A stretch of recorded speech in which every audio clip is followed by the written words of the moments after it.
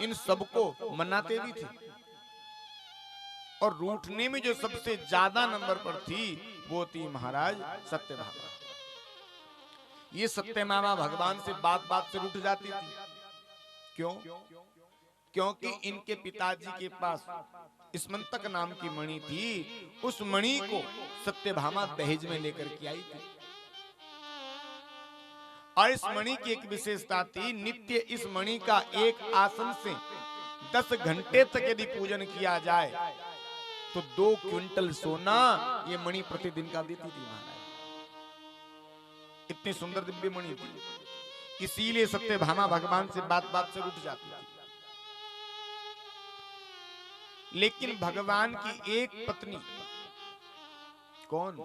रुक्मिणी, ये ऐसी थी कि भगवान से कभी नाराज नहीं होती थी। एक दिन भगवान ने विचार किया, मेरी सारी पत्नियां मुझसे नाराज होती हैं, सारी पत्नियां मुझसे रुष्ट होती हैं, लेकिन मेरी प्रथम पत्नी रुक्मिणी कभी मुझसे नाराज ही नहीं होती। एक बार देखा तो जाए कि क्रोध में इसका चेहरा लगता कैसा है। अब भगवान ने आ गया तो आ गया भाव मन में। आज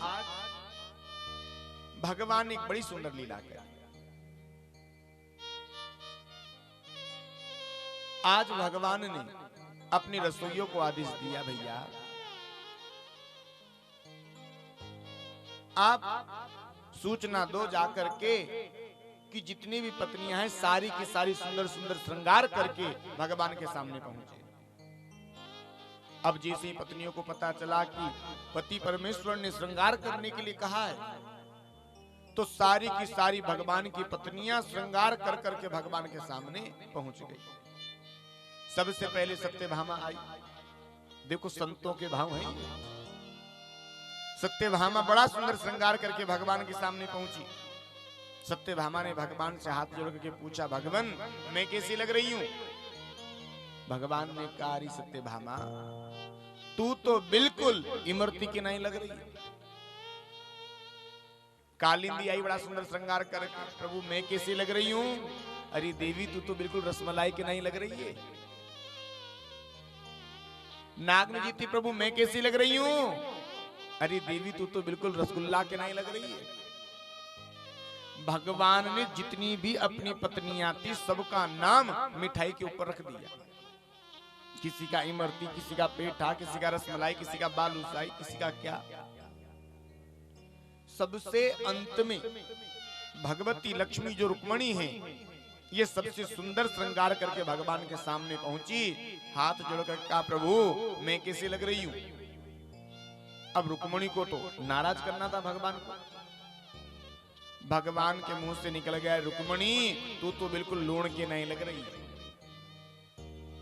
रुक्मिणी ने कहा, बताओ मैंने सबसे सुंदर श्रृंगार किया, उन अन्य पत्नियों का तो नाम मिठाइयों पर रखा, किसी का इमरती, किसी का पेठा, किसी का बालूशाही, और मैं सबसे अच्छा श्रृंगार करके मेरा नाम लूण रख दिया। नाराज हो गई महाराज।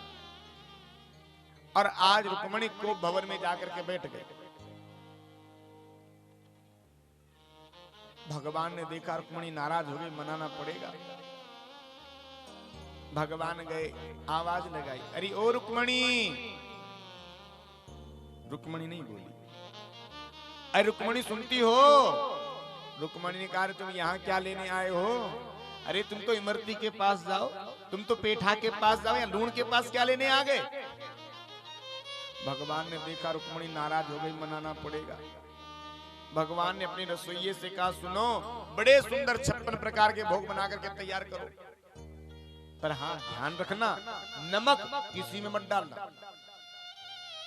रसोई ने बड़े सुंदर 56 प्रकार के व्यंजन बनाए। अब भगवान का जो परिवार था ये एक साथ बैठ करके भोजन किया करता था। अब रसोई ने भोजन परोसा, जैसे भगवान की पत्नियों ने एक कोर तोड़ करके मुंह में डाला, नमक तो किसी में था ही नहीं। भगवान की पत्नियां सारी की सारी एक साथ शोर मचाने लगी, अरे लूण लाओ, लूण लाओ, लूण लाओ।